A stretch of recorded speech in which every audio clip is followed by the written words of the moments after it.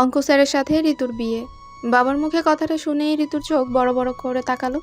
বাবুল মিয়া তার বড় মেয়ে ঈশিতাকে বললেন, বুঝলি রে, খুব করে ধরেছে স্যারের মাটা। ঋতুরে নাকি খুব পছন্দ হয়েছে। তাছাড়া ভালো পরিবার, সহায় সম্পদ আছে। আমি কি করে না করি? তাই কথা দিয়ে আসলাম স্যারের মারে। ঋতু যেন চোখে সব অন্ধকার দেখলো। টাল সামলাতে ব্যর্থ হয়ে বেহুশ হয়ে পড়ে যেতে লাগলে। ওর বড় বোন ঈশিতা এসে ওকে ধরে, উৎকণ্ঠিত হয়ে বলে, বাবা পরে কথা বলো, আগে পানি আনো। ঋতুর চোখে মুখে পানি ছিটা দিতে হবে। বাবুল মিয়া রান্নাঘর থেকে পানি এনে ঋতুর মুখে ছিটে দিতে দিতে ভীতু কণ্ঠে ডাকলেন, ঋতু, আম্মা উঠ। কি হইল তোর? ও মা! চোখে মুখে পানির ছিটা পেতে ঋতু উঠে বসলো। বাবার দিকে তাকিয়ে বলল, আমি বিয়ে করব না বাবা। বাবুল মিয়া ওর মাথায় হাত বুলিয়ে বললেন, এইসব কইলে কি আর চলে মা? মাইয়া মানুষের বিয়া করতেই হয়। আমি করব না, তোমার সাথেই থাকবো। আমি বাপ হইয়া ঠিকঠাক তোকে ভালো মন্দ কিছু দিতে পারি না, কিন্তু ওইখানে তুই সব পাবি, সুখী হবি। তাই বলে তুমি আমার বিয়ে ঠিক করবে অঙ্ক স্যারের সাথে? তাতে কি হইছে রে মা? ঋতু কাঁদো কাঁদো হয়ে বলল। আমি অঙ্কে ফেল করেছিলাম বাবা, তুমি ভুলে গেছো? ঈশিতা দাঁত বের করে হাসলো। ফেল করেছিস তো কি হয়েছে? এসব কোনো ব্যাপার না। আমিও তো ইংরেজিতে ফেল মারতাম, তাই বলে কি আমি বিয়ে করি নাই? আমার লজ্জাবোধ আছে, আমি পারবো না, মরে গেলেও না। বাবুল মিয়া জিভে কামড় দিলেন। আরে, বিষয়টা একদমই তার মাথায় ছিল না। ঋতু বরাবরই অঙ্কে কাঁচা। গত পরীক্ষায়ও হায়ার ম্যাথে ফেল করেছে, 30 পেয়ে। সে সময় কলেজ থেকে গার্ডিয়ান কল পেয়ে বাবুল মিয়া প্যারেন্টস মিটিংয়ে গিয়েছিলেন। সেখানেই দেখা হয়েছিল ঋতুর কলেজের ম্যাথের গেস্ট টিচার ইফাত আনিসুরের সাথে। কম বয়সী ছেলে, চোখ নাক সুন্দর, চোয়াল লম্বা ফর্সায়, সৌন্দর্য সব কিছুতে 10-এ 10। এমন সুদর্শন ছেলে তিনি খুব কমই দেখেছেন। বাবুল মিয়া এবার ছলছল ভেজা চোখে মেয়ের দিকে তাকালেন, অপরাধী সুরে বললেন, বিয়েতে রাজি এই মর্মে আমি কথা দিয়ে ফেলাইছি। ঋতু থমকে গেল। এক মুহূর্ত পরেই আর্ত সুরে চেঁচালো, স্যার রাজি হলো কিভাবে? ছি, আমি তো স্টুডেন্ট। বাবুল মিয়া উঠে চলে যেতে যেতে বললেন, এইটা বেআইন সাহেবা দেখব। বাহ, এর মধ্যে বেয়ান সাহেবা! ঋতুর চোখ ভিজে কান্না এলো। অঙ্ক স্যার যে এ বিষয়ে কিছুই জানে না সেটাও বুঝলো। স্যার জানলে নিশ্চয়ই এ সম্বন্ধে রাজি হবে না, ঋতুর বিশ্বাস। অত বড় মানুষটা ওর মতো গরিব ঘরের ফেলটুস মেয়েকে বিয়ে করতে বইয়ে গেছে। এইটুকু ভরসা ঋতুর আছে। বাবা যে ঋতুর কথা শুনবেন তা না, নিজের মর্জি মতোই চলবেন ঋতু বেশ জানে। মা মরা 2 মেয়ে নিয়ে বাবুল মিয়া টানাপড়নের সংসার। পানের ব্যবসা করে যে কটা টাকা পান তা দিয়েই সংসার চালাতে হিমশিম খেতে হয়। এসএসসিতে ইংরেজিতে ফেল করায় বড় মেয়ে ঈশিতাকে বিয়ে দিয়ে দিয়েছিলেন। তবে যার তার কাছে নয়, খুঁজে খুঁজে পয়সাওয়ালা পরিবারের সম্বন্ধ করেছেন। ইংরেজিকে জমের মতো ভয় পাওয়া ঈশিতাকে তুলে দিয়েছিলেন ইংলিশ টিচারের কাছে। ঈশিতার কোনো কথাই তখন তিনি শোনেননি। সেবার বোনের বিয়েতে ঋতু বেশ আনন্দ করেছিল, আয়েশ করে পোলাও মাংসও খেয়েছিল। ঈশিতা কাঁদতে কাঁদতে বিদায় নেওয়ার সময় ঋতুর সাথে কথাই বলেনি। এরপর ঋতু বাড়ি এলে বোনকে এভাবেই খেপাতো। ইংলিশ টিচারের কিনা বউ কিনা ইংলিশে ফেল করা ছাত্রী, ইয়াক! লোকে কি বলবে রে আপু? ঈশিতা যদিও বিবাহিত জীবনে খুব সুখী, তবুও বোনের খোঁচা শুনে তখন রাগ নিয়ে বলতো, তোর কপালেও আমার মতো দুর্গতি আছে, দেখখানিস। বড় বোনের অভিশাপ মিলে গেল ঋতুর সাথে। ওর আর কিছুই করার নেই। বাবার কথার অবাধ্য হলে বাবা ভীষণ কষ্ট পাবে, যেটা স্বপ্নেও ভাবতে পারে না ঋতু। মা মারা যাওয়ার পর মানুষটা বিয়ে করেনি আর। একা হাতে ছোট 2 মেয়েকে বড় করেছেন, নিজে না খাইয়ে তাদের খাইয়েছেন। তাই বাবার কথা পারতপক্ষে অমান্য করে না ওরা 2 বোন। সপ্তাহ 3 আগে বাবার সাথে ঋতু গিয়েছিল কাঁচা বাজারে। সেখানেই হঠাৎ দেখা হয়েছিল অঙ্ক স্যার আর তার মায়ের সাথে। বাবুল মিয়া সরল সোজা মানুষ, সেদে গিয়েছিলেন তাদের ভালো মন্দ জিজ্ঞেস করতে। স্যারের মা নাজিয়া ইসলাম ঋতুকে বারবার দেখছিল।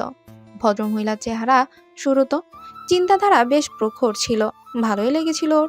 কিন্তু মহিলা যে এত দূর যাবে এত কিছু তো মনে হয়নি। ঋতু তাই বিষাদগ্রস্ত হয়ে বসে রইল। অঙ্ক স্যারকে বিয়ে, যে তার ফেল মারার সব ঘটনা জানে। কলেজ পড়ুয়া এত বড় মেয়েকে অঙ্ক না পারার অপরাধে ক্লাসে কান ধরিয়ে দাঁড় করিয়ে রাখে। একটু ভুলচুক করলেই যে অপমান করে। ঋতু যার সব শাস্তি মুখ বুজে সহ্য করে, সেই স্যারকে বিয়ে স্বপ্নেও অসম্ভব। ঋতু কটা দিন তককে তককে রইল, মনে মনে দোয়া করতে লাগলো বিয়েটা যাতে না হয়, স্যার যাতে রাজি না হন। ঋতুর দোয়া কবুল হলো। 2 দিন পর বাবুল মিয়া এসে জানালেন অঙ্ক স্যার রাজি না, বিয়েটা হচ্ছে না। শুনে তো ঋতুর আনন্দে আটখানা হয়ে গেল। খুশিতে তার নাচতে ইচ্ছে হলো। 2 রাকাত নফল নামাজ পড়ে শুকরিয়া আদায় করলো, প্রাণ ভরে নিঃশ্বাস নিল। ঘন্টা না গিয়ে গোসলও করলো, মাথায় শ্যাম্পুও করলো, পেট ভরে ভাতও খেলো। এরপর মনের সুখে ঘুমাতেও গেল। অন্য দিনের তুলনায় সে রাতে ওর খুব ভালোই ঘুম হলো। কিন্তু পরদিন সকালে ওর ঘুম ভাঙলো হইচই শুনে। বিরক্ত হয়ে ঘরের বাইরে আসতেই দেখতে পেল ওর 2 ফুফু, 1 খালা আর মামারা তাদের স্বামী সন্তান নিয়ে বাড়িতে হাজির। তারা উঠোনে বসে মহানন্দে মাছ মাংস কাটছেন, সেই সাথে হাসি হাসি চলছে পুরো দস্তর। ঋতু ঈশিতাকে কোথাও দেখতে পেল না। মেহমানদের চোখ ফাঁকি দিয়ে রান্নাঘরে এসে দেখলো ঈশিতা মশলা বাড়ছে, চোখে মুখে ঘাম, ক্লান্তি। ঋতুকে দেখে চেঁচালো, কটা বাজে খেয়াল আছে? নবাবজাদি হইছস? শ্বশুর বাড়িতে এমন নবাবজাদিগিরি করলে লাথি মাইরা বাইর কইরা দিব। ঋতু বিরক্ত গলায় বলল, রাখো তোমার ফালতু কথা। বাড়িতে এত মেহমান কেন, কাহিনী কি? ওদের ভাইয়ের বাড়ি, ইচ্ছা হইছে তাই আইছে, তোর কি? তাই বলে এত সকালে? ঈশিতা মশলা বাড়তে বাড়তেই বলল। কেন, তোর ঘুমের ডিস্টার্ব হইছে নবাবজাদি? ঋতু রাগী গলায় বলল, আমি কি তাই বলেছি? তুমি অহেতুক। কানের কাছে ঘ্যানর ঘ্যানর না কইরা গোসল টোসল দেয়। হাত মুখ ধোস নাই খচ্চর মাইয়া কোথাকার। তোর জামাই তো সামনের দরজা দিয়া বাইর ঢুকাইয়া পেছনের দরজা দিয়া বাইর কইরা দিব। ঋতু অসহ্য হয়ে রান্নাঘর থেকে বেরিয়ে এলো। বেরোতেই বড় ফুফির সামনে পড়ে গেল। বড় ফুফি ওকে ধরে একটা চিৎকার দিয়ে বললেন, তোর ঘুম ভাঙছে তাইলে? আমরা তো সেই ভোরে আইসা বইয়া আছি, তোর কোনো খোঁজ নাই। ঋতু কিছুটা অপ্রস্তুত হেসে বলল। হঠাৎ আমার খোঁজ কেন? বড় ফুফুও হেসে বললেন, তোর বাপে জরুরি তলব করলো কাল রাইতে, বললো আইজি আইতে হইব তোদের। বলি এমনি হঠাৎ কেউ মাইয়া বিয়া দেয়? তোর ফুপা তো শুই নাই অবাক। ঋতু ভ্রু কুচকালো ফুপির কথায়। বিয়ে মানে? কার বিয়ে? তোর বিয়া কেন তুই জানোস না? ঋতু হতভম্ব হয়ে গেল তার ফুপির কথায়। মানে? বড় ফুপি হাই হাই করে মাথায় হাত দিয়ে বসে পড়লেন। আমাগরে না হয় জানাই নাই, তাই বললা নিজের মাইয়ারেও জানাইবো না? ঋতু দু চোখে অন্ধকার দেখতে লাগলো। ঢলে পড়ে যেতে যেতে বলল, আমাকে ধরো ফুপি। ঋতুর যখন সম্বিত ফিরল, দেখলো ওকে ঘিরে সবাই দাঁড়িয়ে আছে। ঈশিতা ওকে ধমক দিয়ে বললেন, বিয়ের কথা শুনলে কেউ ফিট খাইয়া যায়? নাটেক্কা মহিলা। বাবুল মিয়া এসে ঋতুর মাথায় হাত বুলাতে বুলাতে বললেন, তুই কষ্ট পাবি তাই জানাই নাই মা। ভাবছিলাম একেবারে বিয়ের আসরেই জানাবো, তাহলে যদি একটু কম কষ্ট পাস। খালা ফুফুরে সব চুপ করে রইল, কেউ টু শব্দ করলো না। ঋতু ধীরে সুস্থে উঠে বসলো। বাবার মুখের দিকে তাকিয়ে বলল, আমার কষ্ট নিয়ে তোমার এত চিন্তা, এত ভাবো আমাকে নিয়ে, অথচ আমার জীবনটা নিয়ে তোমরা ছিনিমিনি খেলছো। সব কিছু মজা মনে হচ্ছে তোমাদের? বাবুল মিয়া মেয়ের প্রশ্নের জবাব দিলেন না। ঋতু চিৎকার করলো, চুপ করে আছো কেন? তুমি আপু সব জানতে তাই না? আমাকে কাল তাহলে মিথ্যা বললে কেন? আমি কি না করেছিলাম তোমাদের? বাবুল মিয়া কাচুমাচু করে বললেন, তুই নাওয়া খাওয়া ভুলে কষ্ট পাইছিলি তাই। তাই আমাকে মিথ্যা বলবে? তাও আবার বিয়ের মতো একটা গুরুত্বপূর্ণ ব্যাপার নিয়ে? আমরা মিথ্যে বলতে চাইনি। তুই বিয়ে করতে চাস না শুনে জামাই বাবাজি বলল তোকে আগে ভাগেই জানানোর দরকার নেই, ঠিক সময়ে জানালেই চলবে। ঋতু চমকে উঠল। কি? ঈশিতাও মাথা নাড়ালো। জামাই বলল বললাই তোরে জানাই নাই। ঋতু ফুঁসে উঠল। তো পাত্রটা কে? অঙ্ক স্যার? বাবুল মিয়া আর ঈশিতা একে অপরের মুখ চাওয়াচাওয়ি করতেই ঋতু সব বুঝে গেল। এই অঙ্ক স্যার এমন হাড়বজ্জাত আগে তো টের পায়নি। এতদিন জানতো লোকটা অঙ্ক পড়ায়, কিন্তু অঙ্ক পড়ানোর সাথে সাথে বাট পাড়িয়ে আর লোক ঠকিয়ে কার্য আদায়ের ব্যবসাও যে করে তা তো জানতো না। ছি! ঋতু তাকে বুঝতার ব্যক্তি সম্পন্ন লোক ভেবেছিল। এই তার নমুনা? শিক্ষক হয়ে ছাত্রীর দিকে নজর, ছাত্রীকে বিয়ে করতে ঠকবাজির আশ্রয় নেওয়া, লুচু লোক। ঋতু শক্ত গম্ভীর হয়ে বসে রইল। এতদিন অনেক সম্মান দেখিয়েছে, তার সব অন্যায় মুখ বুঝে মেনেও নিয়েছে। আর না, কিছুতেই না। বিয়ে করতে চায় তো ওকে, ঠিক আছে করুক বিয়ে। বিয়ের পরই একে সে উচিত শিক্ষা দিবে। ইফাত আনিসুরকে দেখে নিবে এই অঙ্কে ফেল মারা ঋতু। ঋতু ভেবেছিল ফোনে একবার কথা বলবে অঙ্ক স্যারের সাথে, কেন ওর সাথে এমন একটা মিথ্যা বললো তা জানতে চাইবে। কিন্তু বাবুল মিয়া দিলেন না। তার এক কথা, ভদ্রবাড়ির মেয়েরা বিয়ের আগে বরের সাথে কথাবার্তা বলে না। ঋতু বাবার নাটক বেশ বুঝতে পারলো। ও আর কথা বাড়ালো না এ বিষয়ে। বাবা যা চাইছে তাই হোক। তবে বিয়ে নিয়ে বাড়িতে ছোটখাটো এক হাঙ্গামা হয়ে গেল। খালা ফুফুরা সবাই বাবুল মিয়া আর ঈশিতার কাণ্ডে বেশ রাগ করলো। তবুও ভাইয়ের সিদ্ধান্ত বলে কথা, কেউ প্রতিবাদ করে তেমন সুবিধা করতে পারেনি। সবাই মুখ ভার করে বিয়ের কার্যক্রমে হাত লাগালো। ঋতু তাদের কত আদরের, অথচ বিয়েটা হচ্ছে কিনা ওরই অমতে। বিকেলের দিকেই বরপক্ষ আসার কথা। কাজিনরা মিলে ঋতুকে বউ সাজিয়ে দিল। ফর্সা গায়ে লাল বেনারসিতে ওকে অপ্সরীর মতো লাগছে। কিন্তু বউ সাজার পর ঋতুর এত অসহ্য লাগছিল, ও ইচ্ছে করেই বিছানায় শুয়ে ঘুমিয়ে পড়ল। ঠিক কতক্ষণ ঘুমিয়েছিল ঋতু জানে না। ছোট ফুফির মেয়ে মনি এসে জানালো অঙ্ক স্যার এসে গেছে। তার সাথে কাজিন বন্ধুদেরও নিয়ে এসেছে। ঋতু যার পরনায় হতবাক হলো। ভেবেছিল ঘরোয়াভাবে বিয়ে যখন, হয়তো হাতে কোনো 4-5 জন মানুষ আসবে, তাই বলে কাজিন বন্ধু বান্ধবী নিয়ে আসবে। ওরা কি ঘরোয়া বিয়ের সংজ্ঞা ভুলে গেছে? বিয়ে করতে এসেছে এক পল্টন হাবাতে নিয়ে। হ্যাঁ, এই দুর্মূল্যের বাজারে বাবা ঠিকঠাক আপ্যায়ন করতে পারবে এদের? স্যারের প্রতি অকারণেও রাগটা চক্রবৃদ্ধি আকারে বাড়তেই থাকলো। একটু পরই বড় ফুপু ঘরে ঢুকতে ঢুকতে বললেন, ঋতু রে, তোর জামাই তো ভারী সুন্দর। ঋতু শক্ত হয়ে বসে রইল। ফুপু ওর পাশে বসে বকবক শুরু করেন। তোর জামাই তো এক আচানক কাম করছে। বড় ফুপুর চোখ চকচক করছে আনন্দে। ঋতু কৌতূহলী হওয়ার ভান করে জানতে চাইল, কি? খাওয়ানে শর্ট পড়ছে দেখা নিজেই রেস্টুরেন্টে অর্ডার দিয়ে সব ব্যবস্থা কইরা ফেলাইছে। ঋতু ভ্রু কুচকে ফেলল। খাবারের ব্যবস্থা করেছে মানে? এগুলো করে কি বোঝাতে চাচ্ছে মুখোশধারী শয়তানটা হাত করা হচ্ছে ওর বাড়ির মানুষগুলোকে? ছি! ঋতু ক্ষোভ নিয়ে বলল। সঙ্গে করে ওরা এতগুলো লোক নিয়ে এলে খাবার তো কম পড়বেই। বড় ফুপু মেজাজ খারাপ করে বললেন, আরে ভাইজানে নাকি নিজেই বলছে ছোট মাইয়ার বিয়া দিতেছে ছোট্টখাট্টো আয়োজনে, বরপক্ষের 50 জন তো খাওয়াইবই। কিন্তু তোর শ্বশুর বাড়ির কেউ রাজি ছিল না। ওরা চাইছিল ঘরের মানুষরাই আইয়া বউ নিয়া যাইব। তোর বাপের বাড়াবাড়ির কারণে পরে আমাগো 2 বাড়ি মিলাইয়া 35 জনের আয়োজন করা হয়েছিল। কিন্তু তোর ফুপা, খালু, মামা আর হর্তাকর্তা রাক্ষসরা মিল্লাই সব সাবার কইরা 10 জনের খাওয়ানোর টান ফালাই দিছে। লজ্জার কথা হইল এইসব আবার কেমনে জানি নতুন জামাইয়ের কানে গেছে। তোর বাপেরে সে আর কিছু করতে দেয় নাই। হ্যাঁ, নিজেই আবার সব রেস্টুরেন্টে অর্ডার করছে। আরে বিয়া করতে আইসা বেচারা কত হেনস্থার শিকার। এরপরেও মুখটাই না হাসি ধইরা রাখছে।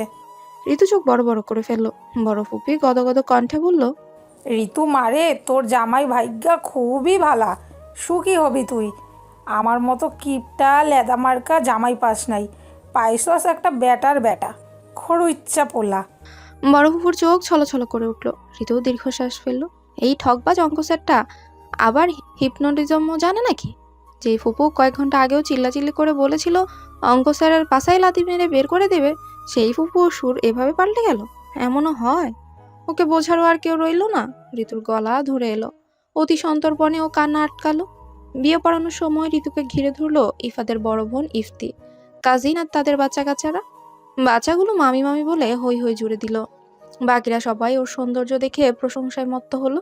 ঋতুর কান ঝালাফালা করতে লাগলো সবার বকবকানিতে। কাজী নিজের বয়ান শেষ করে ওকে কবুল বলতে বললেই ঋতু অসহায় মুখ করে বোনের দিকে তাকালো। ঈশিতা ওর পেটে খোঁচা দিয়ে বলল, মুখ শুকনা কইরা বৈশা না থাইক্কা কবুল বলে উদ্ধার কর। আপু তুমি এত নিষ্ঠুর। ঈশিতা দুর্বৃত্ত হাসে বলল, আমার বিয়েতেও আমি কান্নাকাটি করছিলাম, তখন তুই কি ব্যবহার করছিলি মনে আছে? এরপরেও যে আমি তোর পাশে আছি, এটাই তোর ভাগ্য। আপু ঈশিতা এবার বিরক্ত হলো। নাটক না কইরা তাড়াতাড়ি কবুল ক। তোর দুলাভাইয়ের পাঞ্জাবিতে কে জানি বোরহানি ফালাই দিচ্ছে। বেচারা রাগ কইরা এখনো কিছু খায় নাই। সে দিকটাও তো দেখতে হইবে নাকি আমার? নে বল। স্বামীর জন্য এত দরদ, এদিকে ছোট বোনের জীবন নিয়ে মজার খেলা। ঋতু রাগে দুঃখে একসাথে 3 বার কবুল বলে দিল। কাজী সাহেব আলহামদুলিল্লাহ বিয়ে সম্পূর্ণ বলে দোয়া পাঠ করে সবাইকে নিয়ে বেরিয়ে গেলেন। এদিকে কবুল বলার পর ঋতু কতক্ষণ থম মেরে বসে রইল। অঙ্ক স্যার এখন তার বর ভেবেই কান্না পেল। এক সময় লোকটার কাছে কতই বা না অপমানিত হতে হয়েছে ওকে, আর আজ তার স্ত্রী হিসেবে কাগজে স্বাক্ষর করতে হলো। এসব ভেবেও যখন ঘরে বসে ফুসছিল, তখনই ঈশিতা আর মনি এসে বরকনের কাপল ছবি তোলার জন্য ওকে এসে জোর করে বসার ঘরে নিয়ে গেল।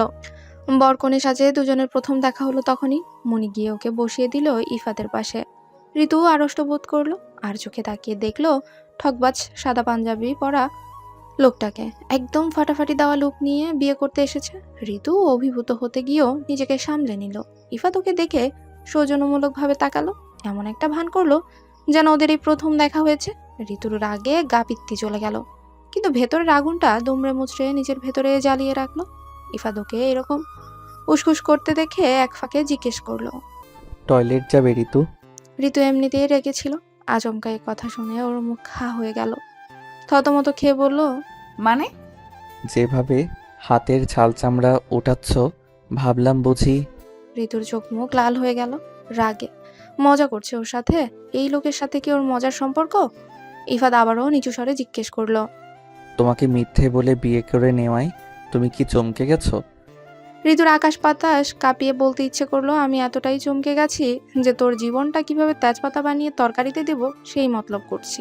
কিন্তু ও নিজেকে সংযত করলো। ছবি তোলার সময় ইফাত ওকে মুগ্ধ গলায় বলল। তোমাকে খুব সুন্দর লাগছে ঋতু। ঋতু মনে মনে বলল। তাই তো, লোভে পড়েছিস শালা। বিদায়ের সময় দুই ফুপি মিলে ঋতুর গলা জড়িয়ে বিলাপ করে কান্নাকাটি শুরু করলো। ঋতু ভরকে গেল। ও ঠিক করেছিল কাঁদবে না, কিন্তু ফুফুদের সান্ত্বনা দিতে গিয়ে একসময় নিজেও কেঁদে দিল। ঈশিতা আঁচলে চোখ মুছতে মুছতে বলল। তোর সাজগোজ নষ্ট হয়ে যাবে, আর কাঁদিস না পাগলি। আপু আমি যাব না। খালা বললেন। যাইতে হয় রে, ওইটা এখন থেকে তোর বাড়ি। ঋতু কাঁদতে কাঁদতে বললেন। যাব না, মরে গেলেও না। আমি নিজের বাড়িতেই থাকবো, দেখি কে আমায় নিয়ে যায়। ইফাত এসে ওর হাত ধরে শক্ত গলায় বলল। বিয়ে করেছি কি বউকে রেখে যেতে? নো ওয়ে, এক্ষুনি বউ নিয়ে যাব আমি। ঋতু ওর হাত ছাড়িয়ে এবার আরো জোরে কাঁদতে লাগলো। যাব না আমি কোথাও, আমি বাবার কাছে থাকবো। বাবা কোথায়? আপু বাবাকে ডাকো। বাবুল মিয়া মেহমানদের নিয়ে ভীষণ ব্যস্ত। মেয়ে কাঁদছে, শ্বশুরবাড়ি যেতে চাইছে না শুনে তিনি হন্তদন্ত হয়ে ছুটে এলেন। ঋতু বাবার গলা জড়িয়ে কাঁদতে কাঁদতে বলল। তুমি ওদের যেতে বলো বাবা, আমি কিন্তু তোমাকে ছেড়ে যাব না, কিছুতেই না। বাবুল মিয়ার বুকের ভেতর যন্ত্রণা হচ্ছে। সেদিনের একরত্তি মেয়ে, আজ তার বিয়েও হয়ে গেল। তিনি অসহায় চোখে ইফাতের দিকে তাকালেন। কিছু একটা বলতে যাবে তার আগে ইফাত ঋতুকে পাজাকোলা করে তুলে নিল। ঋতু আচমকা এমন কাণ্ডে ভয় পেয়ে ইফাতের পাঞ্জাবির কলার শক্ত করে ধরে চোখ বুজে ফেলল। পরক্ষণে চোখ খুলতেই কোলে তোলার ব্যাপারটা বোধগম্য হতেই হাত পা ছোড়াছড়ি করতে লাগলো। ইফাতর কাজে তেমন পাত্তা না দিয়ে বাবুল মিয়ার উদ্দেশ্যে বলল। সরি, বউ রেখে যেতে পারছি না, তবে চিন্তা করবেন না, আপনার মেয়েকে আমি সুখে রাখবো। দোয়া করবেন আমাদের জন্য। আসছি আঙ্কেল। বাবুল মিয়া দীর্ঘশ্বাস ফেললেন। মেয়ে এখন অন্য বাড়ির বউ, তার এখানে আর কিছুই বলার নেই। ইফাত ঋতুকে ওভাবেই নিয়ে গাড়িতে বসলো। বাড়ির সবাই ওদেরকে বিদায় দিল। ড্রাইভার গাড়ি স্টার্ট করলো। তবে কিছু দূর যেতে উন্নয়নের শহরের জ্যামে আটকা পড়লো ওদের গাড়ি। ঋতু কষ্টে দুঃখে তখনও হাপুস নয়নে কাঁদছে। সাজগোজের বেহাল দশা, কাজল লিপটে গেছে চোখের নিম্নাংশে। ইফাত ওকে সান্ত্বনামূলক কিছু বলতে যাবে, এর মধ্যেই ঋতু নিজের নখ বসিয়ে দিল ওর হাতে। ইফাত ব্যথা পেল, চুপচাপ হাত সরিয়ে নিল। এরপর ঋতুর একদম কাছে গিয়ে ওর চোখের পানি মুছিয়ে দিতে দিতে স্বাভাবিক গলায় বলল। এভাবে কাঁদলে প্রেমে পড়ে যাব তো। তখন তোমার গালে ঠোঁটে চুমু খেয়ে বসলেও তুমি কিন্তু কিছু বলতে পারবে না। সাথে সাথে ঋতুর চোখ বড় বড় হয়ে গেল। কান্নাকাটি থেমে গেল। বউ বানিয়ে শান্তি হয়নি, এখন ওর সাথে লুচামি করার হুমকি দিচ্ছে এই লোক, এই অঙ্ক স্যার। ছি! ঋতুর কাছে জীবনটা বাংলা সিনেমার ন্যায় মনে হচ্ছে। ওর সাথে সব অদ্ভুত ঘটনা ঘটছে। অঙ্ক স্যারকে অপরিচিত লাগছে। লোকটা এমন সব কথা বলছে যে তার বেফাস কথাবার্তায় ঋতুর মনের ভেতর অবর্ণনীয় লজ্জা আর ভয়ের সঞ্চার হয়েছে। বাকি পথটুকু তাই আর কান্নাকাটি করলো না ঋতু।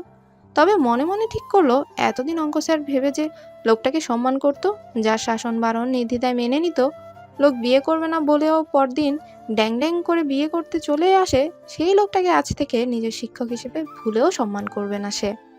এইসব ভাবনার মাঝেই নিজের মনকে স্থির করে। বিয়ের ধকলে ক্লান্ত শরীরটা নিয়ে সিটে হেলান দিয়ে বসে চোখ বুজে রইল ঋতু। ইফা তার চোখে তাকালো পরপর কয়েকবার।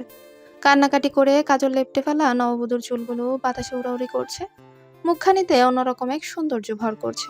দেখতে ভালো লাগছে। ইফাত মৃদু হাসলো। কখনো ভাবতেই পারিনি এই মেয়েটা একদিন তার বউ হবে। মায়ের পছন্দের সাথে নিজের পছন্দ মিলে যাবে। ইফাদের মন বসন্ত বাতাসের ন্যায় উৎফুল্ল হয়ে আছে। মেয়েটার গাল ছুঁয়ে দিতে ইচ্ছে করছে ভীষণ।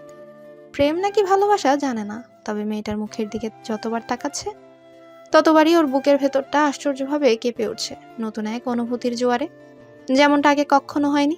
ইফাত বুকের বাপাশে হাত দিয়ে বসে রইল। গাড়ির মিউজিক সিস্টেমে তখন রবীন্দ্রসঙ্গীত বাজছে। তোমায় গান শোনাবো, ওকে ঘুম ভাঙা নিয়ে। ঋতু ঘুমিয়ে পড়েছিল। ভরাট কণ্ঠস্বরের একটি ডাকে ওর ঘুম কেটেছে। বিরক্ত ভঙ্গিতে চোখজোড়া খুলতেই মুখের ওপর ঝুঁকে থাকা মানুষটাকে দেখে চমকালো ভীষণ। ইফাত ভ্রু কুচকে তাকিয়ে আছে। ওকে চোখ মেলতেই দেখে গালে টোকা মেরে বলল, ঘুম ভাঙলো তবে? ঋতু নিজের হকচকানি ভাব কাটিয়ে ফেললে বলল। পৌঁছে গেছি। ইফাত গাড়ি থেকে নামতে নামতে মৃদু হেসে বলল। জি ম্যাম। আপনি এখন আপনার স্বামীর বাড়ির সামনে আছেন, নামুন। রীতি আড়ষ্ট বোধ করলো। কিছু বলতে যাবে তার আগেই হই হই রোর শোনা গেল। গাড়ি থেকে নামতেই ইফাদের কাজিনরা এসে ঋতুকে দুপাশে ধরে নিয়ে গেল। ভেতর থেকে চেঁচামেচি শোনা যাচ্ছে। দরজার সামনে ঋতু নিজের শাশুড়ি নাজিরা ইসলামকে দেখতে পেল। মহিলা সবুজ রঙের কাতান শাড়ি পরে হাসি মুখে দাঁড়িয়ে আছে। ঋতুর চোখ ধাঁধিয়ে গেল শাশুড়ির সৌন্দর্য দেখে। ফর্সা গায়ে কি ভীষণ মানিয়েছে তাকে শাড়িটিতে।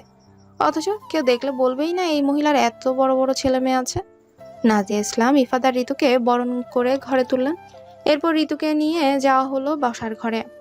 ইফাতও আসছিল, কিন্তু তখনই ওর ফোন বেজে উঠে কল রিসিভ করেও অন্যদিকে চলে গেল। বসার ঘরে কোলাহল, আড্ডা চলছে ঋতুকে নিয়ে। দাদি শাশুড়ি, ফুফু শাশুড়ি সবাই একে একে বউ দেখতে আসছে, হাসি ঠাট্টা চলছে। নতুন বউ এসেছে তাই নিয়ে বাড়ির মানুষজনদের মাতামাতির শেষ নেই। এর মধ্যে ঋতু জানতে পারলো ওর শ্বশুর বাড়ির সদস্য সংখ্যা অনেক। 3 চাচা শ্বশুর ও তাদের সন্তান সবাইকে নিয়ে বিশাল এক যৌথ পরিবার। ঋতু ছোটবেলা থেকে বাবা বোনের ছায়ায় বেড়ে উঠেছে। ওদের 3 জনের সংসারে অভাব থাকলেও কখনো ঝামেলা ছিল না। ও ভাবতে লাগলো এত বড় পরিবারের সঙ্গে খাপ খাওয়াতে পারবে কিনা। হইচই চেঁচামেচি শুনে ওর নিজেকে অসহায় লাগছিল। ওর পরিচিত কেউই এখানে নেই। একটু পরেই ভেজা চুলে একটা ট্রাউজার আর টি শার্ট পরে ইফাত এসে বসার ঘরে সবার সামনে জিজ্ঞেস করলো। বসে থাকতে কষ্ট হচ্ছে? টায়ার্ড নিশ্চয়ই। সবার সামনে এমন কথায় লজ্জায় মিয়ে গেল ঋতু। কোনো মতে বলল, না। ইফাত চলে গেল। সবাই হাসি ঠাট্টা করতে লাগলো। ঋতু মাথা নিচু করে বসে রইল। সবার সামনে এভাবে বলার কোনো প্রয়োজন ছিল? অঙ্ক স্যারের কাজিনদের কথা শুনে ওর কান টান লাল হয়ে যাচ্ছে রাগে লজ্জায়। নাজিয়া ইসলাম এসে সবাইকে ধমকালেন ওকে এভাবে বেফাস কথাবার্তা বলে লজ্জা দেওয়ার জন্য। এরপর ঋতুকে নিয়ে গেলেন অঙ্ক স্যারের ঘরে। গিয়ে দেখলো সারা বিছানা গোলাপের পাপড়ি দিয়ে সুন্দর করে সাজানো হয়েছে। রং বেরঙের সুগন্ধি মোমবাতিও দুটি ছড়াচ্ছে। আর অঙ্ক স্যার ফোন কানে নিয়ে পায়চারি করছে বারান্দা জুড়ে। ওকে ঘরে পৌঁছে দিয়েই নাজিয়া ইসলাম ঋতুর শাড়ি আনতে গেল। ঋতু অস্বস্তিতে পড়ে গেল। কি করবে বুঝে উঠতে পারলো না। এর মধ্যে গড়ে এলো ইফাত। ওকে দেখে চমকালো, পরক্ষণে মৃদু হাসলো। এরপর হাতে ঘড়ি পড়তে পড়তে ওকে বলল, আমার ভাই বোনগুলোর মধ্যে থাকলে ঘন্টার মধ্যে ওরা তোমাকে পাগল বানিয়ে ছাড়বে। আমি তো আর বিয়ের দিনই বউকে পাগল বানিয়ে পাবনা রেফার করতে পারি না। তাই তোমায় ঘর চিনিয়ে দিয়ে গেলাম। এটা আমার ঘর, আজ থেকে তোমারও। এখানে বসে রেস্ট নাও। ঋতু হ্যাঁ না কিছুই বলল না, চুপচাপ শুনে গেল। ওকে মৌন থাকতে দেখে ইফাত ভ্রু কুঁচকাল। কাছে এসে একটু নিচু হয়ে ওর কানে ছোট্ট একটা চুমু খেয়ে বসলো। ঋতুও চমকে উঠলো। মেরুদণ্ড বেয়ে যেন শীতল এক স্রোত বয়ে গেল। এটা কি করলো স্যার? ইফাত ওকে চমকাতে দেখে মৃদু হেসে নিচু স্বরে বলল, বিয়ে থেকে ফেরার পথে আমার এক বন্ধুর বাইক অ্যাক্সিডেন্ট হয়ে গেছে, সেখানেই যাচ্ছি। ফিরতে দেরি হতে পারে। তুমি কিন্তু অপেক্ষা করবে আমার জন্য। হাজার হোক আমার প্রথম বাসর রাত, জমিয়ে বাসর করব। অঙ্ক স্যারের এই রূপটা ঋতুর কাছে সম্পূর্ণ নতুন। ও তো ভাবতেও পারছে না এতদিন যে স্যারকে চিনতো সেই লোক আর ওর সাথে বিয়ে হওয়া লোকটা আদৌ এক কিনা। এত নির্লজ্জ এই লোক। ওর কানে চুমু খাওয়া। রাগে গা কিলবিল করতে লাগলো ঋতুর। সাহস সঞ্চার করে কটমট করে তাকালো সে স্যারের পানে। কিছু বলতে যাবে তার আগে ইফাত বেরিয়ে গেল। যাওয়ার আগে আবারও সতর্ক করে গেল, ঘুমানো কিন্তু চলবে না, নেভার। ঋতু ওর যাওয়ার পানে তাকিয়ে দাঁতে দাঁত চেপে মনে মনে বলল, এখন ঘুম দিব? তুই কেন? তোর 14 গোষ্ঠীও আমার ঘুম ভাঙাতে পারবি না। এর মধ্যে নাজিয়া ইসলাম চলে এলেন। ঋতুকে ফ্রেশ হতে বললেন। এই ভারী শাড়ি, মেকআপ, সাজগোজ ঋতুর এতক্ষণ দম বন্ধ লাগছিল। নাজিয়া গয়নাগাটি সাজগোজ মুছতে ওকে সাহায্য করলেন। এরপর একটা সুতি শাড়ি নিয়ে ওয়াশরুমে গিয়ে ফ্রেশ হয়ে এলো ঋতু। বেরোতেই দেখতে পেল নাজিয়া খাবার নিয়ে বসে আছে। খাবার দেখে ঋতুর পেটের খিদে মাথা চাড়া দিয়ে উঠল। সারাদিনেও বিয়ের নাটকে ভালো করে খেতেও পারেনিও। নাজিয়া ইসলাম ওকে টেনে নিয়ে নিজের পাশে বসিয়ে লোকমা তুলে খাইয়ে দিতে লাগলেন। মা ব্যবহার ঋতুর ভালো লাগলেও খুব একটা বেশি খাবার খেতে পারলো না। নাজিয়া ইসলাম তবুও জোর করে প্লেটের অর্ধেক খাওয়ালেন। খাওয়া দাওয়ার আয়োজন শেষ করে উনি বললেন, তোমাকে প্রথম দেখেই আমার পছন্দ হয়েছিল মা, তাই ছেলের জীবন সঙ্গী বানিয়ে আনতে দেরি করিনি। তুমি নিশ্চয়ই এখনই বিয়ে করতে চাওনি। ঋতু অপ্রস্তুত হলো। সেভাবে আমার প্রস্তাব ছিল না। বাবা চেয়েছেন আমি যাতে এক্ষুনি বিয়ে করে নেই। নাজিয়া হাসলেন।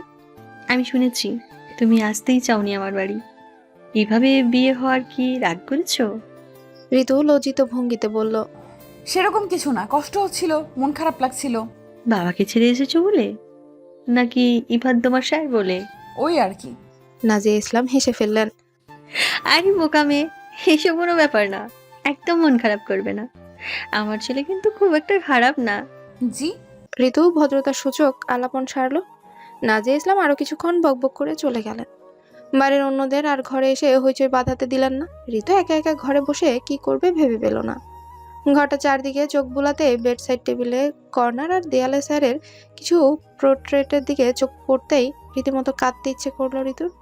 যেদিকে তাকাচ্ছে সেদিকে এই ঠকবাসটার মুখ দেখতে হচ্ছে। গত রাতেও এমন কিছু ভাবেনিও। বাবা যে কি করে বসলেন ওর সাথে, ঋতু বাবার কথা মনে করেও কিছুক্ষণ কাঁদলো। মানুষটা সম্পূর্ণ একা হয়ে গেছে। আজও সত্যিই আফসোস হচ্ছে। মা বা একটা ভাই থাকলে হয়তো বাবা একা হয়ে পড়তেন না কখনো।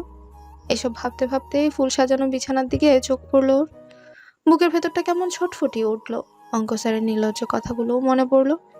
এরপরই মেজাজ গরম হয়ে গেল।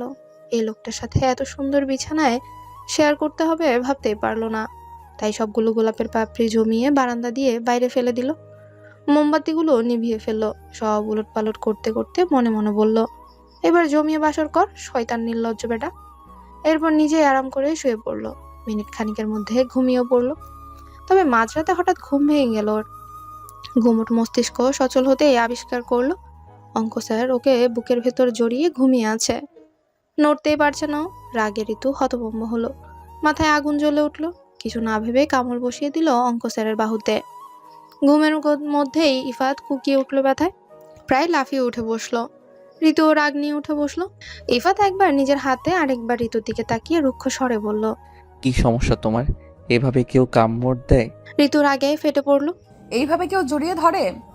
আমি আপনার ছাত্রী, আপনি সেটা ভুলে গেছেন? ছি ছি। ঋতুর কথা শুনে ইফাত এবার রেগে গেল। 100 বার 1000 বার জড়িয়ে ধরবো।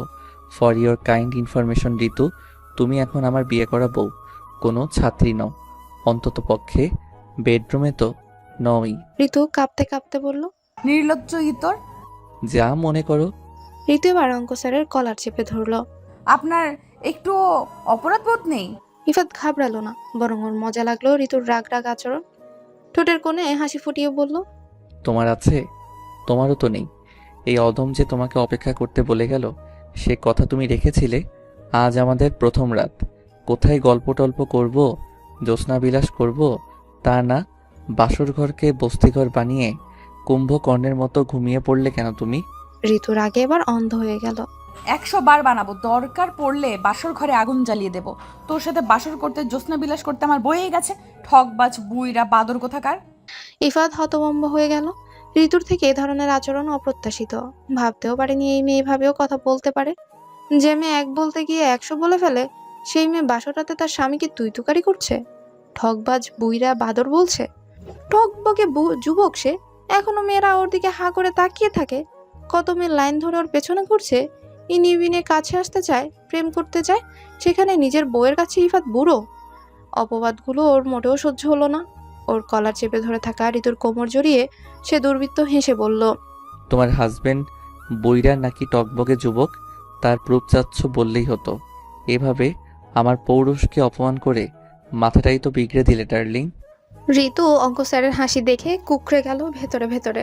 লোকটা তো ওর ভাবনার বাইরেই নির্লজ্জ। তবে ওকে এমন নিয়ে যেতে দেখে ইফাত মজা পেল। ওকে আরো ঘাবড়ে দেওয়ার জন্য আপাদমস্তক নজর বুলালো। ঋতু সেই দৃষ্টি দেখে কেঁপে উঠে। অঙ্ক স্যারের নির্লজ্জতা থেকে রক্ষা পেতে ছটফট শুরু করে দিল। ইফাত ওকে ভয় দেখানোর জন্য আগের চেয়ে আরো শক্ত করে চেপে ধরলো ওর কোমর। ঋতু কাপা গলায় বলল, কি করছেন স্যার? বেয়াদবি করেছো, তাই শাস্তি দেব। উম, দেখুন স্যার, আমি কিন্তু এখন আপনার ছাত্রী নই। ইফাত থামলো, তবে ছাড়লো না। ঠোঁট বাঁকিয়ে ভ্রু উছিয়ে বলল, একটু আগেই তো বললে আমি তোমার টিচার, তুমি আমার স্টুডেন্ট। ঋতুর চোখ জোড়া জল জল করে উঠল ক্ষোভে। ওর কথার জালে এখন ওকে ফাঁসানো হচ্ছে। এত খারাপ মানুষটা। ঋতু অস্বস্তি ভরা গলায় বলল, ছাড়ুন আমাকে। অঙ্ক স্যার একটু থামলেন। খানিক পরে আবদারের সুরে বলল, ছাড়বো যদি আমায় চুমু খাও। একটা চুমুই। ঋতু চোখ মুখ খিচে ফেলল। ছি, জীবনেও না। ইফাদের ঠোঁট থেকে হাসি উবে গেল, গম্ভীর হয়ে গেল মুখ। তীক্ষ্ণ দৃষ্টিতে ঋতুর গোলাপি ঠোঁট জোড়ায় চোখ বুলাতে বুলাতে বলল। তুমি চুমু খাবে না? তাহলে তো আমাকেই খেতে হবে। ঋতু এক হাতে নিজেকে ছাড়ানোর চেষ্টা করে অন্য হাতে নিজের ঠোঁটে চেপে ধরলো। কিছুতেই না। ইফাত রুষ্ট গলায় বলল। হুম, তোমার কথা শুনছি না। বাসর রাত পণ্ড করেছো, কিচ্ছু বলিনি। তাই বলে সব দিক থেকে উপোস রাখবে তা তো হচ্ছে না। পাশে আস্ত একটা আগ্নেয়গিরি রেখে শুকনো কাঠ তো নির্জীব হয়ে পড়ে থাকতে পারি না। শত হলেও তুমি আমার বউ, যে আমার পৌরুষ নিয়ে খোঁটা দিয়েছ। ঋতু এবার সত্যি ভয় পেল। কখন খোটা দিলাম স্যার? আমি তো কিছু বলিনি। মেয়েটা মিথ্যে বলতেও জানে। ইফাত তেতে উঠল নিমিষে। ভেবেছিলাম কিছু করব না, কিন্তু বুইরা বাদর বলে মাথাটাই নষ্ট করে দিয়ে এখন বলছো তুমি কিছু বলনি। তোমার অনুরোধ রাখার ইচ্ছেটাই তো নষ্ট হয়ে গেল। ঋতু প্রাণপণে নিজেকে ছাড়ানোর চেষ্টা করলো, কিন্তু ইফাদের শক্তির কাছে সুবিধা করতে পারলো না। অঙ্ক স্যার ওর ঠোঁটে চুমু খেলো সময় নিয়ে গভীরভাবে। এরপর যখন ওকে ছেড়ে দিল, ঋতুর সাথে সাথে বালিশে মুখ চেপে কেঁদে উঠল। ইফাত ঠোঁট মুছতে মুছতে চমকিত গলায় বলল। এভাবে নড়চড় করলে চুমু খাওয়া যায়? ভালো হলো না একটুও। ঋতু মাথা তুলল, কান্নাকাটি বন্ধ করে দাঁতে দাঁত পিষে বলল। আপনি অত্যন্ত খারাপ একজন মানুষ। আমি আপনাকে ভালো ভেবেছিলাম। হুম, আমি আমার কর্মক্ষেত্রে প্রচণ্ড স্ট্রিক্ট পারসন, কিন্তু বাস্তব জীবনে না। বউয়ের সামনে তো আরও না। তুমি আমার স্টুডেন্ট থাকাকালীন আমি কিন্তু তোমার দিকে সেভাবে নজর দেইনি, আর 5 জনের মতোই দেখেছি, সেভাবেই ট্রিট করেছি। ঋতু ফুঁসে উঠল। তাহলে আমায় বিয়ে করলেন কেন? ইফাত ভ্রুকুটি করে তাকালো। প্রেমে পড়েছিলাম তাই। ঋতু অবাক চোখে তাকালো। নাটক হচ্ছে নাকি? এই বলছে ছাত্রী থাকা অবস্থায় সেভাবে নজর দেয়নি, তো এই বলছে প্রেমে পড়েছিল। মানেটা কি? ওকে দ্বিধাগ্রস্ত হতে দেখে ইফাত অন্যরকম গলায় বলল। সেদিন তুমি কালো রঙের জামা পরে বাবার হাত ধরে কাঁচা বাজার ঘুরে ঘুরে পুঁটি মাছ কিনছিলে না? এটা দেখেই তো আমার বুকের রক্ত হিম শীতল হয়ে গেল। ঋতু বিস্ময় নিয়ে বলল। আমাকে পুঁটি মাছ কিনতে দেখেই আপনার বুকের রক্ত হিমশীতল হয়ে গেল? গেল তো। এরপর আমাকে আর মাকে দেখে কাছে এসে যখন কথা বললে না, বিলিভ মি, তখন কিন্তু আমি সব ঝাপসা দেখছিলাম। মাথা ঘুরে, শরীর খুব দুর্বল লাগছিল, শ্বাস নিতে পারছিলাম না। ঋতুর চোখ দুটো কোটর থেকে বেরিয়ে আসার উপক্রম। সিরিয়াসলি? নয়তো কি আমি তোমায় মিথ্যে বলছি? ঋতু হাসার চেষ্টা করে বলল। অবশ্যই। মোটেও না। অঙ্কের টিচার হতে পারি, কিন্তু আমার মধ্যে এখনো সততা বিদ্যমান। মুখের উপর সত্য বলতে ভয় পাই না আমি। ঋতু কর্কশ গলায় বলল। আসছে সত্যবাদী যুধিষ্ঠি। ইফাত ঘোর লাগা কণ্ঠে বলল। ট্রাস্ট মি, সেদিন রাতেই ঘুমের মধ্যে তোমাকে স্বপ্নে দেখলাম। স্বপ্নটা এতই প্রখর আর গভীর ছিল যে সকালে ঘুম থেকে উঠে তোমাকে পাশে না পেয়ে বিরহ যন্ত্রণায় আমার জ্বর এসে গেল। এত ভুগলাম যে বলার বাইরে। সারা শরীর ব্যথা, মুখে রুচি নেই, কোনোভাবেই জ্বর ছাড়ে না। মা দিশেহারা হয়ে পড়লেন। ডাক্তার নাড়ি পরীক্ষা করে জানালেন মনের অসুখ। এই অসুখ সারালেই জ্বর নামবে। জ্বরের সাথে মনের অসুখের কি সম্পর্ক? মনই তো সব। মন আর শরীর একে অন্যের সাথে কানেক্টেড, তাই তো জ্বরটা গাঢ় হলো। ডাক্তারের কথা শুনে মা শুনে তো ভীষণ রেগে গেল। জিজ্ঞেস করলো কার জন্য আমার এই অবস্থা। আমি জ্বরের ঘরে বলে ফেললাম পুঁটি মাছ ওয়ালির জন্য। শুনেই মা হেসে ফেলল। পরে তোমার বাবার সাথে যোগাযোগ করলেন এবং বিয়েটাও ঠিক করে ফেললেন। বিলিভ মি, তুমি যে আমার স্টুডেন্ট, আমি কিন্তু সেটা ভেবে তোমাকে বিয়ে করিনি। এত সব শুনে ঋতুর মন একটুও গলল না, বরঞ্চ আরো রাগ হলো। বাজারে পুঁটি মাছ কিনতে দেখে বুকের রক্ত হিমশীতল হয়ে গেল। প্রেম পেয়ে গেল ও পুঁটি মাছ আলি? ঋতু জ্বলন্ত চোখে তাকালো। গাধা পেয়েছেন আমাকে? এইসব গালগপ্প বলে আমায় পটানোর ধান্দা? শুনুন স্যার, আমি অঙ্কে দুর্বল হতে পারি, কিন্তু বোকা নই। বিশ্বাস না হলে করবে না, কিন্তু আমার অনুভূতি নিয়ে আমি এক বিন্দুও মিথ্যে বলিনি। আমি সত্যি তোমার প্রেমে পড়েছি। ঋতু কথা বাড়াতেই চাইলো না। অঙ্ক স্যার ওর প্রেমে পড়ুক আর না পড়ুক, ও তো পারেনি। ওর নিজস্ব পছন্দ অপছন্দেরও যে একটা বিষয় আছে, সেটা কেউ কেন ভাবলো না? ঋতু মনের দুঃখে চুপচাপ অন্য পাশ ফিরে শুয়ে পড়লো। অশ্রু বিসর্জনে বালিশে ভেজাতে লাগলো।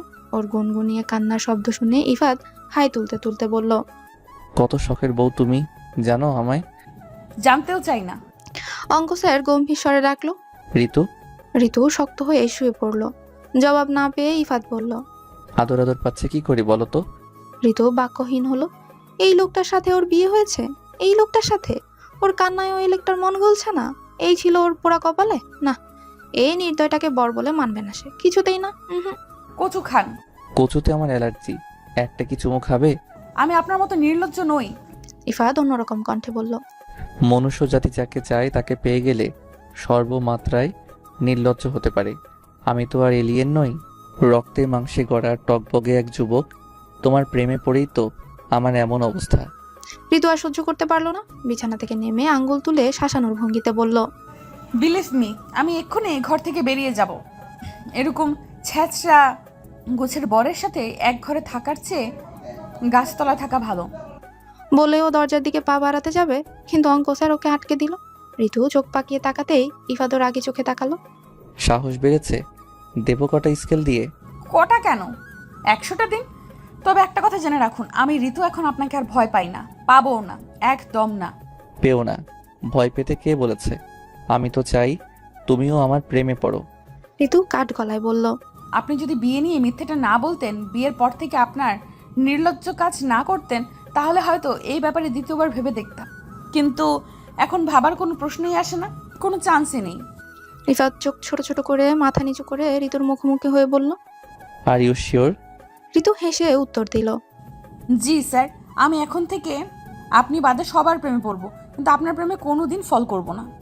সদ্য বিয়ে করা আদুরে বউয়ের মুখে পরপুরুষের উপর প্রেমে পড়ার কথা শুনে ইফাদের মাথায় রাগে ভূমিকম্প বয়ে গেল। তবুও শান্ত থাকার চেষ্টা করে বলল। সত্যি বলতে তোমার ফল করতে হবেও না আমার প্রেমে। আমি নিজেই ফল করে যেখানে বসে আছি সেখানে তুমি ফল না করলেও চলবে। কঠিন গলায় কথাগুলো বলেই ইফাত হনহন করে ওয়াশরুমে যাবার উদ্দেশ্যে পা বাড়ালো। ঋতু ওর যাওয়ার পানে সন্দেহী চোখে তাকিয়ে রইল। দরজা বন্ধ করার আগ মুহূর্তে ঠোঁটে দুর্বৃত্ত হাসি ফুটিয়ে ইফাত চোখ টিপে বলল। শুধু মাঝরাতের আদরটা দিলেই চলবে। বলেই শব্দ করে দরজা বন্ধ করে দিল। ঋতু হতভম্ব হয়ে দাঁড়িয়ে রইল। ভেবেছিল লোকটার জীবন তেজপাতা করে তরকারিতে দিবে, কিন্তু এখন যা দেখা যাচ্ছে এ লোক ওকেই মরিচ গুঁড়া বানিয়ে আয়েশ করে তরকারিতে ছাড়বে। ইফাত বুদ্ধিমান ছেলে। বাসর রাতে বউয়ের কথাগুলো শুনে এসে বুঝে গেছে তার বউটা মোটেও বোকা নয়। বউয়ের মনে সে নেই, আর থাকবেই বা কিভাবে? তাদের মধ্যে তো শিক্ষক ছাত্রীর সম্পর্ক ছিল। পড়াশোনা বাদে অন্য টপিক নিয়ে তো কোনোদিনই কথা হয়নি দুজনের। সে নিজেই তো প্রেমে পড়েছিল হঠাৎ করে। বিয়েটাও করেছে নাটকীয়ভাবে, যেখানে আদরে বউটাকে বিয়ের কথাটা আগে ভাগে বলে নাও খাওয়া বন্ধ করে দিতে চায়নি, সেইখানে বউ তাকে উল্টো বুঝলো, ভুল বুঝলো। ভাবছে অঙ্ক স্যার তাকে ঠকিয়ে মিথ্যে বলে বিয়ে করেছে, কিন্তু আদৌ তা সত্য নয়। সেজন্যই অনেক ভেবেচিন্তে ইফাত ঠিক করলো যেই করে হোক বউয়ের মনে সে নিজের জায়গা তৈরি করেই নিবে। মন না ছুঁয়ে সে কিছুতেই শরীর ছুবে না, কিন্তু তাই বলে যে একেবারে আদর ভালোবাসা দেবে না তাও নয়। ঋতুর রাগ ক্ষোভ সব নিজের ভালোবাসা দিয়ে একদিন ঠিকই ভুলিয়ে দেবে। তখন ঋতু শুধু ইফাত ইফাত করবে। এদিকে অঙ্ক স্যারের বাড়ির মানুষজন অর্থাৎ শ্বশুর বাড়ির সবাইকে খুব ভালো মনে হলো ঋতুর কাছে। ইফাত, তৌফি, রাজি, অমি, নাবিলা, রুফি সবার সাথে মিশতে ওর খুব একটা বেগ পেতে হলো না। তারা সবাই এতটাই মিশুক যে এক সপ্তাহে ঋতুকে তাদের একজন করে নিল। ঋতু প্রথম দিকে একটু দ্বিধা থাকলেও পরবর্তীতে মিশুক আচরণের কারণে সবার সাথে নির্দ্বিধায় মিশে যেতে পারলেও একমাত্র অঙ্ক স্যার অর্থাৎ নিজের বরের সাথেই মিশতে পারলো না। বরের সাথে ওর দাগ কুমড়ো সম্পর্ক। লোকটার ঠোঁটকাটা ব্যাপাস কথাবার্তার জন্য মাঝে মাঝে বাড়ির মুরব্বীদের সামনেও বিব্রতকর পরিস্থিতি পড়তে হয় ওকে। এর শোধও ভালোভাবেই নেয়। কখন ইফাদের পছন্দের শার্টের স্লিভ বা বোতাম ছিঁড়ে, টি শার্টের বুক ফুটো করে, প্যান্টের চিপার নষ্ট করে, কখনো বা হাত ঘড়ি লুকিয়ে রেখে, পারফিউম শেষ করে, জুতোয় কাদা মাখিয়ে, চিরুনি লুকিয়ে, আবার কখনো ফোনের চার্জ হলে ড্রয়ারের তালা মেরে রেখে। ঋতুর এসব কাণ্ডে ইফাত অবশ্য বিরক্ত হয় না, শুধু বউ ইগনোর করলে ওর সেটা ভালো লাগে না। এছাড়া যা ইচ্ছে হয় করুক, শুধু ওর আশেপাশে থাকলেই চলবে। তবে মাঝে মধ্যে সেও শোধ নেয় অন্যভাবে, শক্ত করে বইয়ের চোখে মুখে চুমু বসিয়ে। ঋতু না পারতে তখন প্রমিস করে আর এসব করবে না, কিন্তু পরক্ষণেই সুযোগ পেলে প্রতিজ্ঞা ভুলে সে আবার একই কাজ করে। যতক্ষণ না ইফাতকে নাস্তানাবদ করতে পারছে ততক্ষণ ওর শান্তি নেই। এর মধ্যে ইফাতের গুরুত্বপূর্ণ একটা কাজ পড়ে গেল। 3 দিনের জন্য ওকে যেতে হলো চট্টগ্রামে। ঋতু স্বস্তি পেল, ঠকপাসটার হাত থেকে কয়েকদিনের জন্য নিষ্কৃতি পাওয়া তো গেল। এর 2 দিন পরেই বিকেলবেলা ঈশিতার স্বামী এজাজ আর বাবুল মিয়া মেয়ের শ্বশুর বাড়ি এলেন 10 কেজি ফল, মিষ্টি, পান সুপারি নিয়ে। উদ্দেশ্য মেয়ে আর মেয়ের জামাইকে দাওয়াত করা। ঋতু রান্নাঘরে বসে শাশুড়িকে বাদামের খোসা ছাড়াতে সাহায্য করছিল। বসার ঘর থেকে বাবার গলা শুনে প্রথমে চমকালেও পরক্ষণেই দৌড়ে গেল। বাবাকে দেখে ঋতুর স্থান কাল পাত্র ভুলে হু হু করে কাঁদতে কাঁদতে বাবার বুকে লুটিয়ে পড়ল। এজাজ শালীর কাণ্ড দেখে হাসারাত্মক কৌতুক করতে লাগলো। বাবুল মিয়া হেসে মেয়ের মাথায় হাত বুলিয়ে বললেন। কেমন আছিস রে মা? ঋতু নাক টেনে বলল, ভালো আছি, তুমি কেমন আছো? আমি ভালো আছি। ঋতু অভিমানী গলায় বলল, আমাকে দেখতে এতদিন পর এলে, ভুলে গেছো আমাকে তাই না? তোমার সাথে কথাই বলবো না। বাবুল মিয়া মেয়ের অভিমান বুঝলেন। তিনি হেসে উঠলেন উচ্চস্বরে। আচ্ছা বলিস না, আগে নাকটা তো মুছ, এখনো ছোট্টই রয়ে গেলি। সবাই আছে এখানে, এর মধ্যে বাবা ওকে এভাবে বলল। ঋতু ভীষণ লজ্জা পেয়ে গেল। ইফাদের বাবা রৌফ সাহেব মসজিদ থেকে ফিরেই বাবুল মিয়াকে দেখে এগিয়ে এসে কুশল বিনিময় করলেন, ভালো মন্দ জিজ্ঞাসা করলেন। ঋতু বাবার হাত আঁকড়ে ধরে বসে রইল। নাজিয়া ইসলাম রান্নাঘরে গিয়ে খাবারের ব্যবস্থা করতে লাগলেন। এর মধ্যে ইফাত চট্টগ্রাম থেকে 3 দিনের কাজ সেরে বাড়ি ফিরল। শ্বশুর এসেছে শুনে তার সাথে দেখা করতেও সরাসরি বসার ঘরে এলো। সালাম জানিয়ে কুশল বিনিময় করে ভদ্রতা সূচক আলাপ সালাপ সারার পর বাবুল মিয়া নিমন্ত্রণের ব্যাপারটা জানালেন ইফাতকে। ও হাসি মুখে দাওয়াত গ্রহণ করলো। লং জার্নি করায় খুব ক্লান্ত লাগছিল তার। 3 দিন পর কাজ সেরে বাড়ি ফিরেছে। কোথায় বউ এগিয়ে এসে তাকে ভালো মন্দ জিজ্ঞেস করবে, আঁচল দিয়ে ঘাম মুছে দিবে, শরবতের গ্লাস এগিয়ে দিবে, তা না পাষণ্ডিটা বাবা পেয়ে বরকে ভুলে গেছে। ইফাদের ভীষণ রাগ হলো মনে মনে। শ্বশুরের সঙ্গে আলাপ সারার পর বাবার হাত আঁকড়ে ধরে বসে থাকা ঋতুকে ইশারায় ঘরে যেতে বলেছিল বারবার, কিন্তু ঋতু দেখেও না দেখার ভান করেছিল। আচমকা এসব চোখাচোখি বাবুল মিয়ার চোখে পড়তেই তিনি সশব্দে কেসে উঠেন। ঋতুর লজ্জায় মাথা কাটা গেল। 3টা দিন শান্তিতে ছিল, এখন ফিরেই আবার নির্লজ্জ কার্যক্রম শুরু করে দিয়েছে। ছি, শ্বশুরের সামনে তার মেয়েকে কেউ এভাবে ইশারা করে? এই লোকের যন্ত্রণায় এসে অতিষ্ঠ। বাবাকে কতদিন পর কাছে পেয়েছে ঋতু, অথচ ঠকবাজ স্যারটা ওকে 2 দণ্ড শান্তিতেও বসতে দিচ্ছে না। রাগে কিলবিল করে উঠল মস্তিষ্ক, জেদ চেপে গেল মনে। ঠিক করলো আজ কিছুতেই যাবে না ঘরে। ইফাত তাও কতক্ষণ আকার ইঙ্গিত দিয়ে ডাকতে লাগলো বউকে, কিন্তু বউয়ের কোনো পাত্তা না পেয়ে ও থম মারা চেহারা নিয়ে একটা সময় নিজেই ঘরে চলে গেল। ঋতু স্বস্তির নিঃশ্বাস ফেলল। বাজে লোক একটা। বাবুল সাহেব আর এজাজ নাস্তা করতে করতে মহানন্দে গল্প জুড়ে দিয়েছে বাড়ির ছোট্ট বড় ছেলে মেয়েদের সঙ্গে।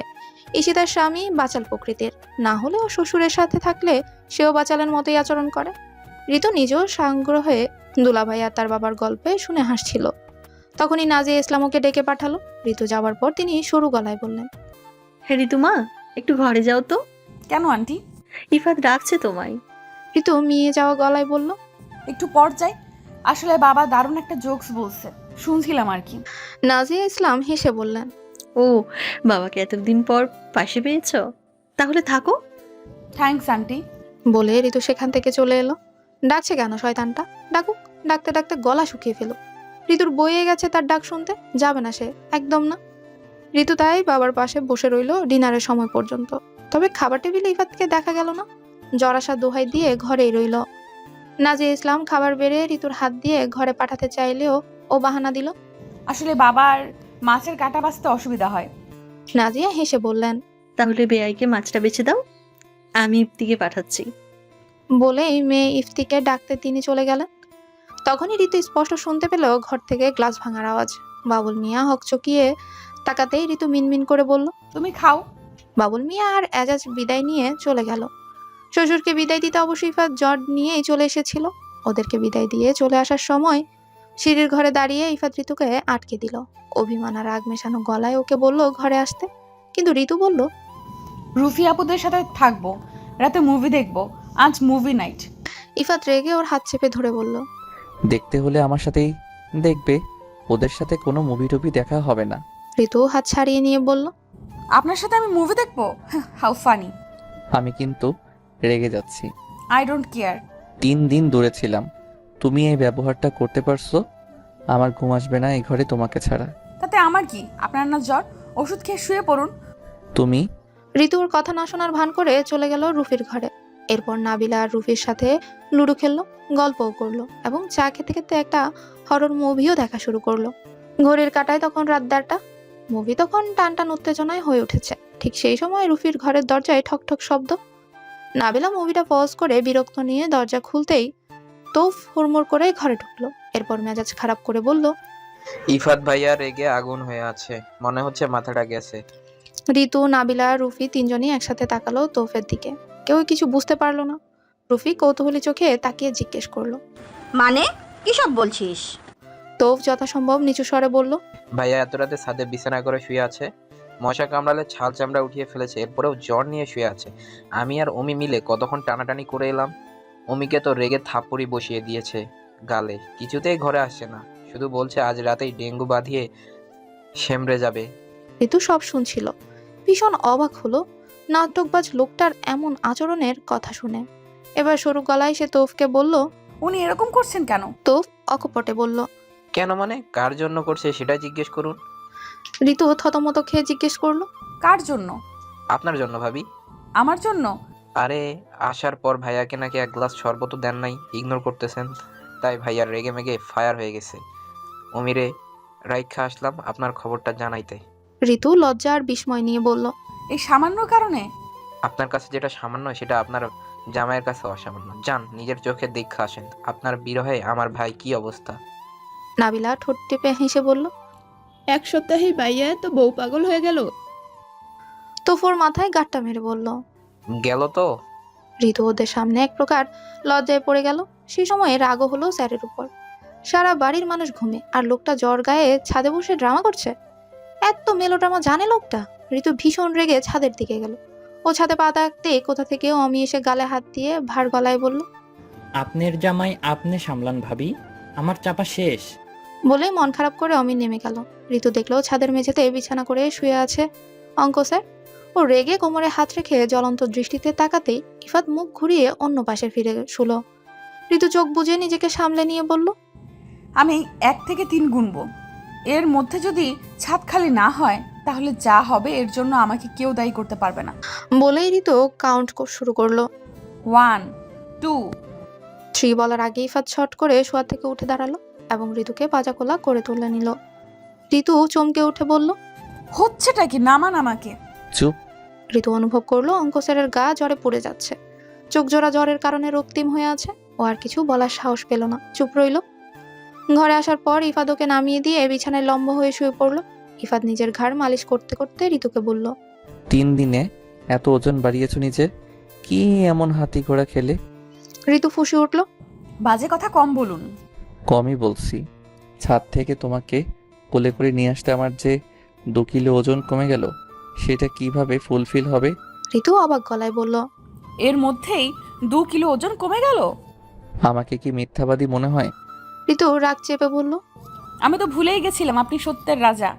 তো রাজামশাই কি করলে আমার অপরাধ আপনি মার্জনা করবেন? আমাকে খাইয়ে দিলে তোমার হাতে বয়ে গেছে আমার। ইফাত শক্ত মুখে বলল। আমার অসুস্থ অবস্থায় তুমি এরকম নির্দয়ের মতো আচরণ করবে? ধর্মে সইবে তো? ঋতু ভ্রুকুটি করে তাকালো। অঙ্ক স্যার বললেন।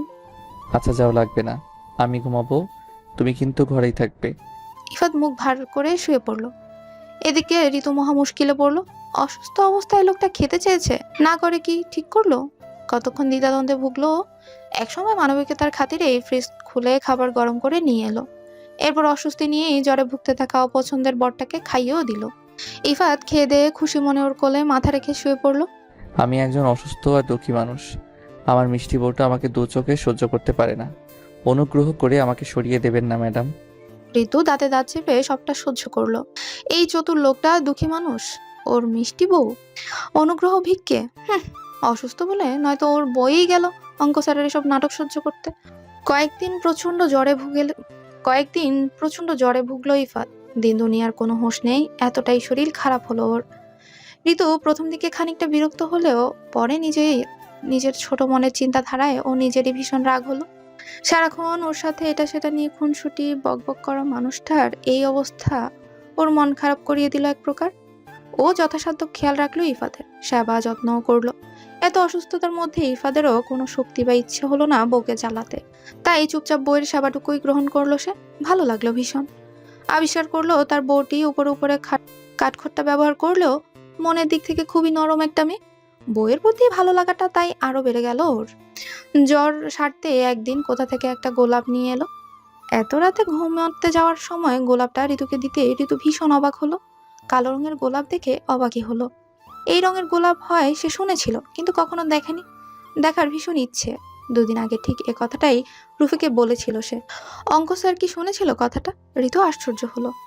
তবে অপ্রত্যাশিতভাবে পাওয়া গোলাপটা ওর মন ভালো করে দিল। কিছুটা অবাক হয়েই ইফাতকে জিজ্ঞেস করলো, এটা কোথায় পেয়েছেন স্যার? ইফাত ফোন ঘাটার বাহানা দিয়ে বলল, বন্ধুর বাড়ি গিয়েছিলাম, ওদের বাগান থেকে ছিঁড়ে এনেছি। না বলে? হ্যাঁ। ঋতু গোলাপটা রেখে দিল। চুরি করা গোলাপ এনে বউকে দিচ্ছেন? আপনার লজ্জা করছে না? আপনি জানেন চুরি করা একটা গর্হিত কাজ? স্টুডেন্টদের এসবই শিক্ষা দেবেন? ইফাত তাকালো। এটাকে চুরি বলছো কেন? এটা আমার ভালোবাসা। চুরিকে আপনি ভালোবাসা বলে চালিয়ে দিচ্ছেন? ইফাত বিরক্ত হলো। তুমি বড্ড পাষাণ। জামাই চোর হলে তো বউকে পাষাণ হতেই হয়। মুখে কথায় খই ফুটেছে? এতই যখন জামাই মানো, দাও দেখি একটা চুমু। কোনো চোরকে আমি চুমু খাবো ভাবলেন কি করে স্যার? ভাবছি না, চাইছি। ঋতু রেগে তাকালো। পারবো না দিতে। ইফাত ভীষণ বিরক্ত হলো। 7টা চুমু জমা আছে, আপাতত একটা দিয়ে দিলেই বাকি 6 দিনেরটা মাফ। নয়তো এখন জোর করে 7 দিনেরটাই নেব। ঋতু ভীষণ রেগে ঘর থেকে বেরিয়ে গেল। লোকটা এত অসহ্য, উফ। দুটো কথা বলেও শান্তি নেই। জ্বর ছাড়তে না ছাড়তে আবার শুরু করেছে।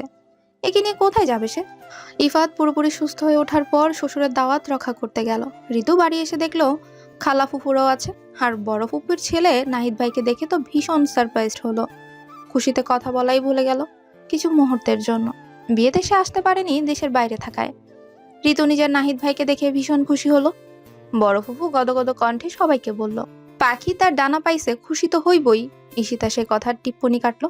ঋতু সেসব গায়ে মাখলো না। এতদিন সে বোন ফুপুদের এই কথাগুলোই মিস করছিল। ঋতু স্বস্তির নিঃশ্বাস ফেললো। রাতের ভুরি ভোজন ছিল নতুন জামাইয়ের জন্য। খাওয়া দাওয়ার পর্ব শেষ হতেই বসার ঘরে সবাই একসাথে বসে আড্ডা দিল। এর মধ্যে ঋতুর সাথে নাহিদের বেশ ভালো বন্ডিং দেখে ইফাদের রাগ হলো, হাসফাস লাগলো, বিরক্ত লাগলো। দরকারি কলের অজুহাত দিয়ে আড্ডা থেকে সরে এলো সে। এরপর ভবঘুরের মতো রাস্তায় বেরিয়ে পড়লো। ক্ষিপ্ত মেজাজে কিছুক্ষণ এদিক ওদিক হাঁটাহাঁটি করার পর আচমকা কাদায় পা পড়তেই ওর বিরক্ত চরম পর্যায়ে পৌঁছে গেল।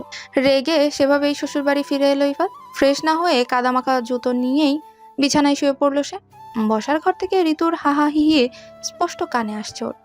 নিষ্ঠুর বউয়ের আচরণ ওকে কেন এত পীড়া দিচ্ছে? আর ঋতু নি বর রেখে ভাইয়ের সাথে অট্টহাসি থাকবে না সেই বাড়িতে আর এক মুহূর্ত। অসহ্য অনুভব করায় মনিকে নিয়ে ঋতুকে ডেকে পাঠালো সে। নাহিদ ভাইয়ের সাথে অনেক বছর পর দেখা ঋতু।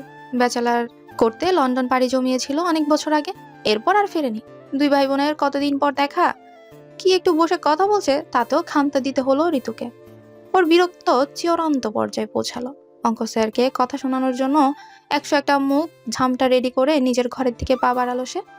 কিন্তু ঘরে যাওয়ার পর রাগে দুঃখে ওর চোখ ভিজে উঠলো। দেখলো অঙ্ক স্যার কাদামাখা জুতো নিয়ে বিছানায় ঘুমিয়ে আছে। ঋতু ফুসফুস করে ডাকতেই অঙ্ক স্যার ঘুমো ঘুমো গলায় ধমক দিল, ঘুমোতে দাও বউ। আপনি জুতো নিয়ে শুয়ে আছেন কেন? শুয়েছি তো শুয়েছি, তাতে কি এমন ঘোড়ার ডিম হয়েছে? ঋতুর গলা কাঁদো কাঁদো শোনালো। আমার এত সুন্দর বিছানার চাদর নষ্ট করে দিয়ে বলছেন কি ঘরে ডিম হয়েছে? কিনে নিও আরেকটা, কাঁদতে হবে না।